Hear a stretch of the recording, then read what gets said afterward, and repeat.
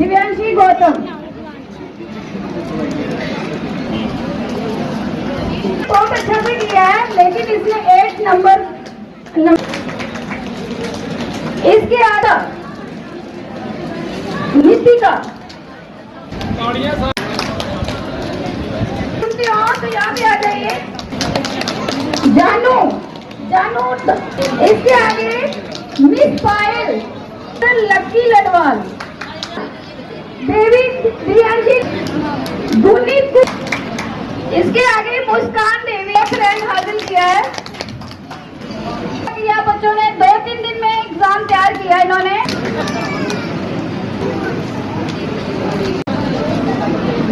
कुणाल लडवाल इतने कम समय में बहुत कम।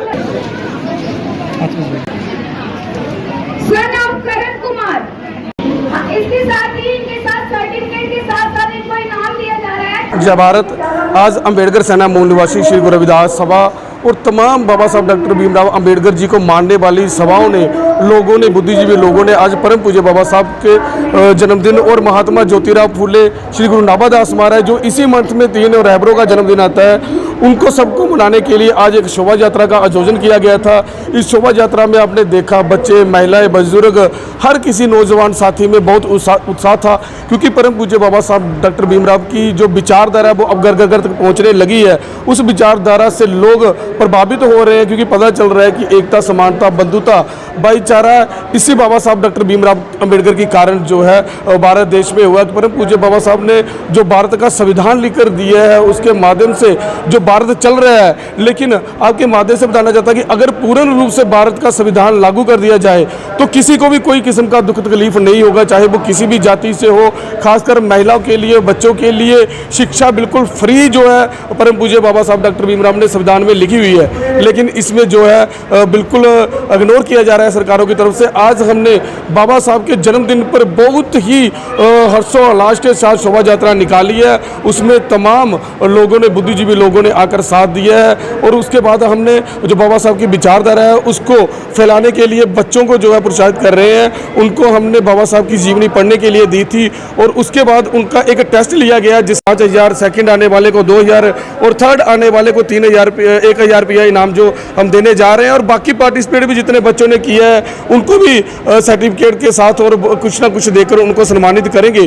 और आपके माध्यम से लोगों से अपील करते हैं, कल बाबा साहब डॉक्टर अंबेडकर की जयंती है, उस दिन आप अपने अपने घरों में दीप मालाएं, जैसे दिवाली मनाते हैं या कोई और त्यौहार मनाते हैं, ये त्यौहार हमारे लिए बहुत ही बड़ा पर्व है, इसको बढ़ चढ़कर मनाएं। और परम पूज्य बाबा साहब का कहीं भी प्रोग्राम हो रहा हो वहाँ पर जाने की कृपालता करें। और जहाँ पर आए हुए सभी लोगों का मैं दिल की गहराइयों के साथ धन्यवाद करता हूँ। आप मीडिया बंधुओं का भी बहुत बहुत धन्यवाद करता हूँ, जिन्होंने इतनी गर्मी में पूरा जो शोभा यात्रा को कवर किया है, पूरा दिन हमारे साथ रहे हैं। आप सबका भी बहुत बहुत धन्यवाद करता हूँ। शिक्षा को किस तरह से देखते हैं? कहा जाता है कि खाना कम खाएं लेकिन जो है अपने बच्चों को अच्छी शिक्षा दें, तो जहाँ पे कोई संदेश दिया जा रहा है। देखो, परम पूज्य बाबा साहब डॉक्टर भीमराव अंबेडकर की जे कोटेशनें हैं, परम पूज्य बाबा साहब हमेशा यही कहते थे कि आप अपने नंगे पाँव चल जाओ। अगर आपके पास चप्पल खरीदने के लिए पैसे नहीं है तो आप चप्पल मत खरीदो, बच्चों को बुक्स खरीद कर दो, क्योंकि जब वो बुक्स पढ़ेंगे, जब बच्चे पढ़ेंगे तो उनको जब शिक्षा होगी तो जो अपनी गुलामी की जंजीरें हैं, जहाँ शिक्षा के माध्यम से हर एक की जो बंद किस्मत का ताला है वो खुल सकता है। इसलिए बच्चों को हम ज़्यादा से ज़्यादा जो है एजुकेशन की ओर जोड़ रहे हैं, और हम बच्चों में उत्साह देख रहे हैं कि परम पूज्य बाबा साहब की बुक्स, चाहे कितना कोई भी है, चाहे उनकी जो अपनी क्लासेस की पढ़ाई है या जो भी है, यूनिवर्सिटी में पढ़ रहे हैं, कॉलेज में पढ़ रहे हैं, उनमें भी हम कह रहे हैं कि ज़्यादा से ज़्यादा जो है पढ़ाई की तरफ ध्यान दो, ताकि आने वाला जो भारत का भविष्य है वो अच्छा हो सके। बाबा साहब डॉक्टर अम्बेडकर की उनका जन्म दिवस कल है और आज शोभा यात्रा निकाली है। शोभा यात्रा से पहले इन लोगों ने बच्चों को किताबें दे कर के उनसे एक टेस्ट लिया था कि बाबा साहब डॉक्टर अम्बेडकर के बारे में वो लोग कितना जानते हैं। उन बच्चों ने एग्ज़ाम दिया है और एग्ज़ाम के बाद उनका आज रिजल्ट घोषित किया गया है। जो फर्स्ट, सेकंड, थर्ड आए हैं और जितने भी बच्चों ने पार्टिसिपेट किया है, उन बच्चों को सभी को किसी न किसी रूप में सम्मानित करने का काम यहाँ कार्यक्रम चल रहा है। शिक्षा, क्योंकि बाबा साहब डॉक्टर अम्बेडकर जो थे वो शिक्षा के बहुत ज़्यादा पक्षधर थे। भारत में लंबे समय तक शिक्षा के अधिकार लोगों तक नहीं थे, सीमित लोग जो थे उनको ही शिक्षा का अधिकार थे और आम जनमानस को शिक्षा के अधिकार नहीं थे।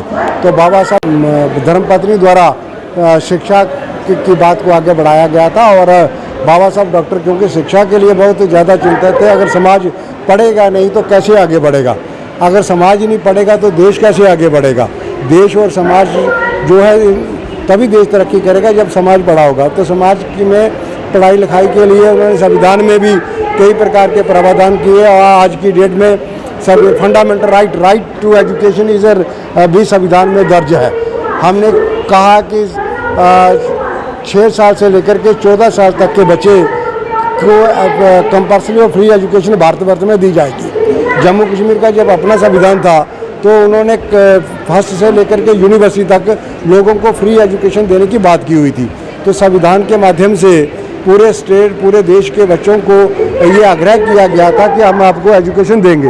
अब समय के साथ जो हमें लग रहा है एजुकेशन में को बहुत महंगा किया जा रहा है, इसमें प्राइवेटाइजेशन एजुकेशन आ गई है और वो आपके जो जितनी आपकी संपदा है, जितना आप आर्थिक तौर पर संपन्न हैं, आप उसी प्रकार की एजुकेशन भारत में ले सकते हैं। मैं समझता हूँ ये एक दुर्भाग्यपूर्ण है। सबको समान शिक्षा व्यवस्था देश में लागू करनी चाहिए ताकि सब बच्चे एक समान शिक्षा ग्रहण करें।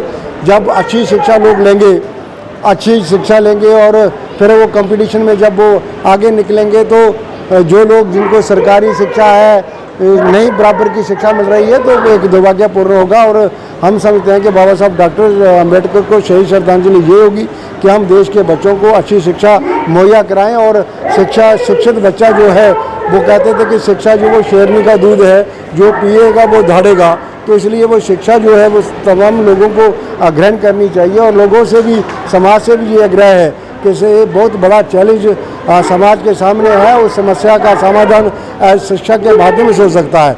शिक्षा एक आर्थिक का साधन तो है ही है, इसके साथ घर की संपन्नता भी आएगी और इसके साथ देश की समस्याओं को समझा जा सकता है, देश की व्यवस्थाओं को समझा जा सकता है और इसी तरीके से देश का अच्छा कल्याण और देश आगे बढ़ाया जा सकता है। अगर बाबा साहब डॉक्टर अम्बेडकर दुनिया में इतनी बड़ी शिक्षा प्राप्त ना करते तो बाबा साहब भारत का संविधान लिखने का उनको मौका नहीं मिलता। और मैं आपको ये बताना चाहता हूँ, अभी मैं देख रहा था भारत के संविधान सभा में 15 महिलाएं थी जिन्होंने भारत के संविधान सभा में जो मूल कॉपी यहाँ पर थी उस पर मैं देख रहा था, उसमें 15 महिलाओं के दस्तखत हैं उस पर। तो शिक्षा के माध्यम से ही वो महिला संविधान सभा में पहुंची थी और संविधान भारत को एक अच्छा संविधान बना करके उन्होंने दिया था। तो सभी से आज के इस मौके पर हम सबको प्रण लेना चाहिए कि हम शिक्षा के लिए बहुत कोशिश करें और समाज को एक अच्छी शिक्षा मिले, सब लोग पढ़ें, आर्थिक उन्नति करें और देश भी आगे बढ़े। आज के समय में हमें ऐसा संकल्प लेना चाहिए।